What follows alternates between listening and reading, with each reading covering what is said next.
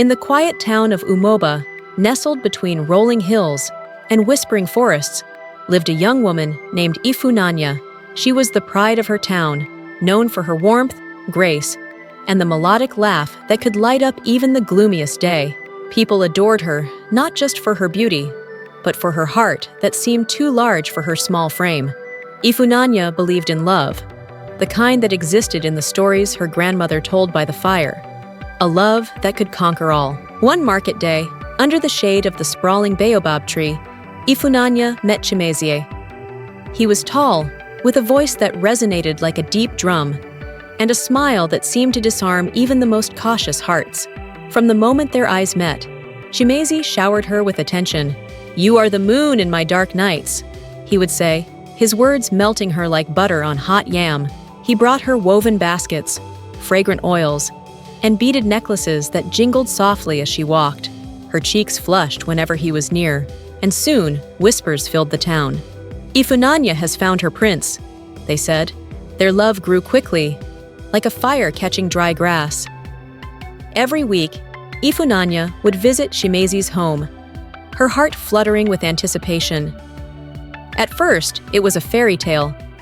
He cooked for her, sang songs that made her laugh, and called her my queen. Ifunanya believed she had found the love she had always dreamed of. But love, like a coin, has two sides. Behind Chimezie's smile lurked a shadow she had yet to see. The first sign came subtly. One evening, as they sat under the stars, her phone rang. "Who is calling you this late?" Chimezie asked, his tone sharp. "It's just my friend," she replied, brushing it off with a smile. But his eyes darkened. "A man, perhaps?" he pressed. She laughed nervously, but the warmth of the evening was already gone.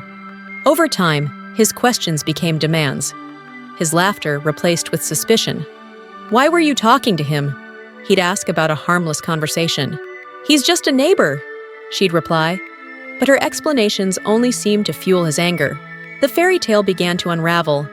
Chimezie started showing up unannounced at her workplace, leaning against the counter, his eyes following her every move. "I just came to check on you," he'd say, but his presence felt like a shadow creeping over her light. Then came the arguments. One evening, after a gathering in the village square, Chimezie's anger exploded. "Why were you smiling at him?" he demanded. "He's my uncle's friend," she said, her voice trembling. Before she could say more, his hand struck her cheek. Stunned, she fought back, her anger boiling over. But the damage was done. Neighbors intervened, but the cracks had already formed. Ifunanya stayed, convincing herself it was love. Every couple fights, she told herself, ignoring the small voice in her heart that whispered otherwise. Chimezie promised to change, his apologies wrapped in flowers and sweet words, but the darkness in him only grew.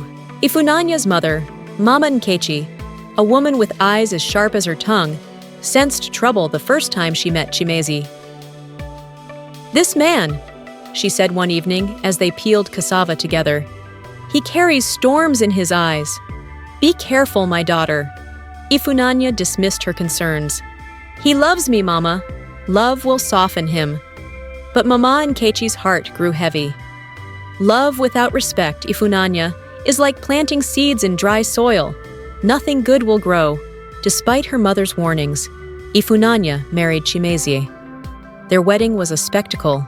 Colorful wrappers danced in the wind, drums echoed through the hills, and Ifunanya's smile was as bright as the midday sun. But as the guests left and the music faded, the reality of her choice began to settle in. At first, married life seemed sweet.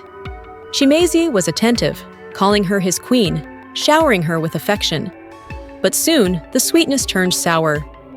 His drinking worsened, and his temper became a storm that erupted without warning. Plates shattered, furniture broke, and Ifunanya's body bore the bruises of his love. "Why do you provoke me?" he'd shout. "You make me do this." And every morning, after the storm had passed, he'd apologize. "I'm sorry, my queen. I'll change." Ifunanya stayed, her hope as fragile as a spider's web. Then came their daughter, Adaeze, a beacon of light in their dark home. Adaizi's laughter brought Ifunanya a joy she hadn't felt in years. But even her innocent giggles couldn't soften Chimezie's storms. One fateful afternoon, as Ifunanya cooked in the kitchen and Adaizi played with her dolls, Chimezie came home drunk and angry. His rage boiled over, and in a moment of blind fury, a pot of hot soup spilled, burning Adaizi's delicate skin. The screams that followed haunted Ifunanya. Neighbors rushed to help, carrying Adaiz to the hospital, but it was too late. The little girl's laughter was silenced forever. Ifunanya's world shattered. She sat outside the hospital, her tears falling like rain, her heart heavy with regret. "This is my fault," she whispered. "I stayed too long." The next morning, Ifunanya packed her bags. Chimezie stood in the doorway, his face pale. "Don't leave," he pleaded, but her heart was resolute. "I stayed too long," she said, her voice steady despite the tears. "I won't make that mistake again." Ifunanya returned to her mother's house, where Mama Nkechi held her tightly. "I warned you, my daughter," she said, her voice breaking, "but you are here now, and that is what matters." Ifunanya nodded, her heart heavy with loss, but determined to heal. In the months that followed, Ifunanya turned her pain into purpose.